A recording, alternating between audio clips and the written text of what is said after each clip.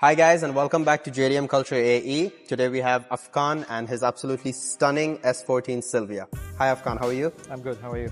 Excellent. So Afkan, just tell us a brief story about how you came about owning this S14. So, I've always had the idea of buying something when I moved here. So first when I even got my license, I got like the manual license. So this is all in the idea of someday owning something what I like or what I've been grown up loving. So that's one reason. And then one time I just started looking for options. Like I was not specifically looking for Silvia. Yeah. But I started looking for options. I looked at 3000 GT Mitsubishi, and I even looked at one point I even looked at TD90 Defender, like a Land Rover. Yeah. And then I came across this through a friend of mine, like in Instagram. And then I called the guy, and then I went to just take a look at it. So it needed work, but it was a good start, I guess. Then I talked to friends, ask about it, like assure myself that it's a good deal or a good step. And then, however, I ended up buying it. So when I bought it, there were issues. I'll maybe talk about it also. But then slowly the journey began. Awesome. So you've always been a car head. I mean, you said that you got the manual license because you had it with the idea of getting a manual car in the future. Correct. What made you kind of see the Silvia and say, you know what, that's a car that I want to get?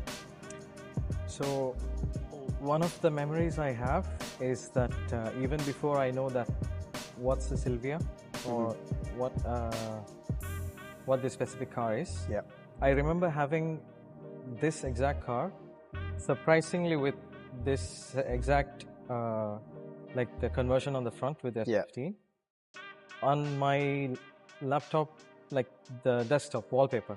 Oh, okay. Okay, so somehow I didn't even I didn't realize it, but I realized only after buying it.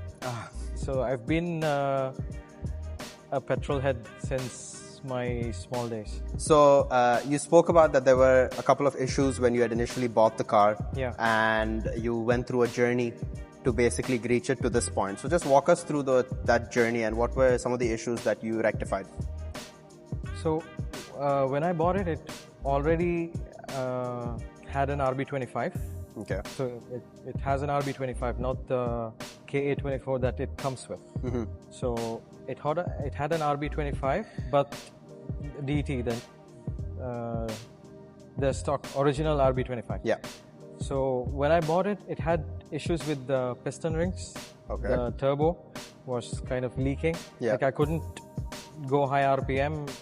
Like I was scared that I'm gonna break the engine or something's gonna happen. So I was keeping it for maybe a month or so. I was not driving much because of these issues. Yeah. And then I have a friend who's also building.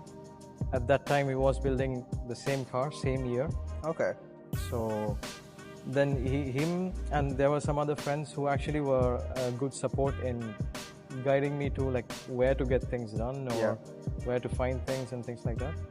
So then I took it to the garage, deciding to get all these things fixed. I ended up swapping the engine to the RB25 DT Neo, the S2, the Series 2 engine. Okay. That's like, it was released a bit late with a few changes, like compression rates are different and oiling, maybe a little bit of fixing in the oiling issues. So it was different. So that's one thing I did first. And because I'm doing the engine swap, I got them to strip out the whole engine bay and do it from ground up. Okay. Fix all the issues, close unnecessary holes, and like a full paint. Plus, in the front, maybe you're not familiar with a lot of Silvias, but usually when you do a RB25 swap, they kind of cut a big piece of the front support. Okay. Just so that it's a longer engine compared to the stock one it comes with. So to fit the radiator, they had to cut that piece in. Okay. So it's like I could move it with my hand, kind of. Yeah. So I wanted to do it cleaner. So I ended up pushing the engine like 2 inches back. Maybe also cutting the drive shaft, make it shorter. But it brought the space in the front that I needed and replaced the whole front that support with a OEM piece. And I think that was the first thing I did, like make it run. Like engine. And that time I did the engine, exhaust, and a few other running changes. Okay. So that's that. And so when you first bought it, it obviously wasn't very drivable, let's say, considering the issues that it had, and you put a lot of work into it to make it into a reliable and properly working stage. What was the feeling when you kind of finally finished that whole engine swap process and you were able to take it out on that first drive? So more than the first drive, one of the very interesting and most, let's say, happy moments for me was the first start. Okay. So after the engine swap, it was like a stock engine, no upgrades, nothing. Only thing I did was, usually the RB25, it comes with a top-mounted intake manifold and a throttle body on this side, which actually, it brings 2 pipes on the same side to the front. I didn't like this, so I went up with a aftermarket intake manifold. So it kind of flows in from both sides. So without any upgrades other than that, I didn't want them to start without me, so I was there. So the start and the feel of running it for the first time, like you touch it, I was touching it, it was so smooth. I was so happy to make it run like smooth and healthy. That's excellent. That's pure passion right there, you know, just being so, how you say, engrossed in just starting a car, right? Because you put so much work into it. So other than the engine swap that went in first, has there been anything else that you've done to the car? There's clearly a lot that I can see immediately. So just walk us through that. Yeah, so when I bought it, it already had an S15 front swap. Okay. So basically it's the lights, bonnet, fenders and the bumper. But the bumper was the stock one. Okay. At that time, I didn't have the reason to actually spend for any other upgrades, so I was kind of trying to enjoy the car. And then, so one more issue that was there, it was not an issue, but when I bought the car, the differential was welded, right? So it's good for drifting, but it's not good for a daily driving it on the road. So because of that reason, it caused a lot of vibrations. And one time when I was in the highway, I was driving and the left back wheel just popped off, and then it went so fast right next to me, and like the car was sitting on the ground and like dragging myself. On the highway, your wheel came off? Yeah, on the highway. Thankfully, like I was not on the fast lane, I was like in the middle. I was able to quickly like let it slide but bring it to the corner, and then I called the police, and then they helped me find the wheel plus to get the car out of the road. That was going to be my follow-up question, whether you ended up finding the wheel or did it just go all the way? I ended up actually going rounds in the recovery truck trying to find the wheel. and the guy who came from the police, like he was a good guy. He found the wheel and then he asked me to come to a place to pick it up. Nice. So that was, I still have the video that he sent, like with the wheel. So that was an interesting. If you still have that video, we'd like to show it on screen right now, if that's possible. I have to find it. That's fine. Give me time to find it. Okay. So because of that reason, I had to take it to the garage. And that was when I actually changed the body kit. Okay. I got the front bumpers, the skirts and the rear bumper changed with that while fixing that. Okay. So right after, when I looked at the car, like I was going every time to see like every small difference that the bumper was making, like all this kit was making. So until it was painted I was like wanting to see it fully finished. So that was the chance when I got to spend to do that. Okay. And did you source the body parts locally? I got it from a friend here. Okay. He's also into a lot of Silvias, and he's kind of a collector also. So I was lucky enough to find something good that fit my car. Plus, my friend also helped me a lot, the guy with the other Silvia. So it was good to be a part of that community. It helped you in building your car as well, right? So speaking about community, do you take the car on drives, events, stuff like that way in the region? I like to go for cars and coffee, and whenever there is an event, I try to register and take the car that showcase it. So I see it for myself also, that satisfaction is there. Yeah. Plus, like the people also get to see it, and I get to meet new people. They come asking me about like, what's this car, how is it, what have you done, blah blah. So you get to know people. Yeah. Get to know people, and you have you find new friends. Exactly.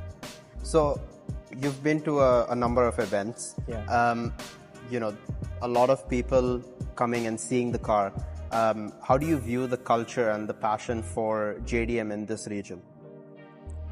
Surprisingly, compared to a lot of other countries, Dubai specifically, like UAE, and Dubai specifically has a very nice and strong culture for JDM. Like you would see a lot of people having really nice mint, like OEM conditioned cars here, which is very rare to find because, for example, this specific car, 1997, I'm not sure, but as I know, it was like around 6,000 to 7,000 total productions for the Koki in US. Yeah. For the US market. So a car which is that old, it's not easy to maintain it and keep it in like a good running mint condition. True. But there are lots of people who actually have very nice cars. Yeah, true. So it's a strong and very nice community here. That's excellent, and that's what we're trying to strengthen, you know, with JDM culture, and that's what we want to enforce on people. So, Afkan, how long have you owned this Silvia for? So, not exactly sure, like exactly how many years and months, but I bought it in 2022. 2022. Yeah, so maybe like 2.5 to 3 years. Okay. So you've owned it for a significant amount of time, I would say. If you had to pick out one memory in that entire 2.5 years that sticks out to you with your ownership of this car, which memory would that be? There is not one, but many. There is a big incident which actually hit me very hard. Okay. So one of that is when I was traveling, like right after I fixed the body kit and everything, and like I did a few other upgrades also, like interior parts and changing the exhaust, like completely redoing and all of that. Yeah. So I remember this, like once I finished all the stuff, kind of maybe the same look except for the wheels. The wheels were different. Okay. So I finished it from the garage. I took it out to a meet, and then I left to my country. So on holiday. Yeah. So just a vacation to visit family, and then I left this car and my daily in my building in the basement. So that was last year in April when it rained a lot and it flooded. Yeah. So believe it or not, this car got flooded up until like this level. So bonnet covered. Bonnet covered. Nice. So it was full of water inside also, like the seats, all the electronics fried because the engine, like the battery was connected. Yeah. So recovering from that was a big hit, but still, alhamdulillah, I think I went through and got it back to a good condition running. So 1997. 97, yes. 1997 car that had water above the bonnet, and you have recovered that and made it look as amazing as this that just kind of says how much you love the car, right? Of course, yeah. What was just walk us through your emotions and kind of what was your thought process to actually save the car? So if, let's say you own something newer, maybe let's say like a daily drive car, yeah, which is not very special or maybe not special as this. Yes. That's what I'm trying to say. Yes. So if you own one of those cars and maybe like your car gets flooded, the insurance company is there. They're going to say, okay, we have to cancel the car. Yeah. And then you would end up canceling it and maybe take the money, buy something new or change. True. But for a car like this, first of all, there is no full insurance that covers because you know how these things cost. Like the smallest parts are going to cost you so much. Exactly.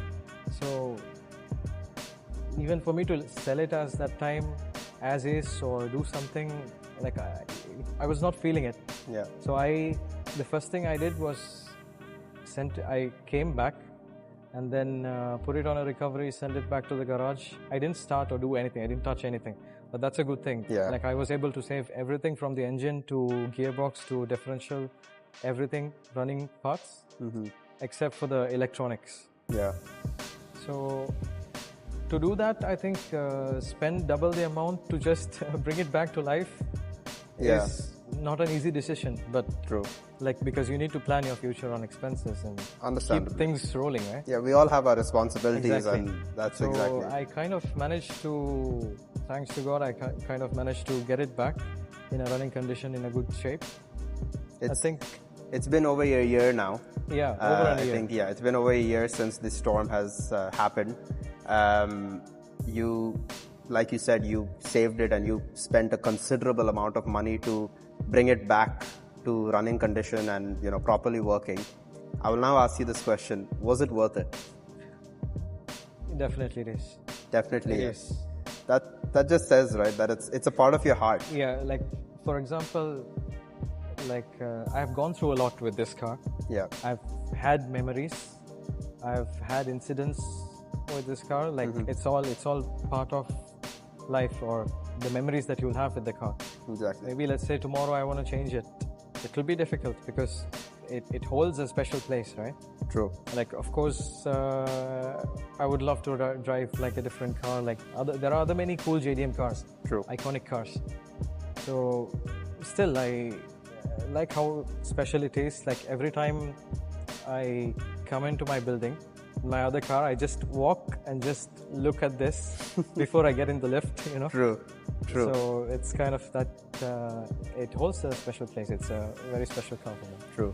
That's car love for you right there, A regular person doesn't appreciate the car. Like you said, a regular person doesn't appreciate the car. If it's a newer car, it's flooded, you just take the insurance money and you buy a new car. Exactly. This is something that you love. It's not just a machine on four wheels. It's something that you love. It's something that you felt like you needed to save it. You couldn't just abandon it, and that's something amazing. And that's what we all love about cars, right? We have this special connection with them. With that connection, do you feel like this car is now a part of your identity, a part of your personality? Maybe the people that I have made friends with, I have actually, because of this car, getting into this community, driving this car, going on drives, I have met so many new people, like a lot of new people who actually talk to me like I'm part of their groups. They go on drives, and a lot of new faces, like from many countries, like many different countries. So they all know me like the guy who owns the white Silvia. Yeah. And I have my Instagram tag on the side, so whoever sees it, scans it, okay, knows, okay, this car belongs to this guy. Plus, one thing that is unique from other S14s is that it has a S15 front. I have had many people actually say that, bring it back to the original. Yeah. But then, for now, let's say I just want to keep it, like enjoy it as is. Maybe later I decide what to do. Like it's in the future. I will only tell you one thing, and this is a personal opinion. whatever you choose to do, make sure it's something that you want to do. Exactly. Don't do it because somebody else told you to do it. Exactly. Whether it's your friends or whoever it is, their opinion is definitely valid. But at the end of the day, it's your car. Yeah. And whatever you do, you need to love it, right? I get to enjoy it, so that's 100%. something. It should be something that I like to see every time. Exactly. It needs to be something that whenever you park here daily, you come around and you see it and it brings a smile to your face. Exactly. Yeah. Perfect. Okay, Afkan, I want to thank you for sitting down with us. Continue loving the S14. Keep it alive as you have done in the past. Try your best to keep it alive. It looks amazing. And we hope to see you in the future as well at some of our meets and some of the events. And we hope to see you. We hope to see this car in Dubai roads I'd love as to. well. Like and subscribe, and don't forget to click the bell icon.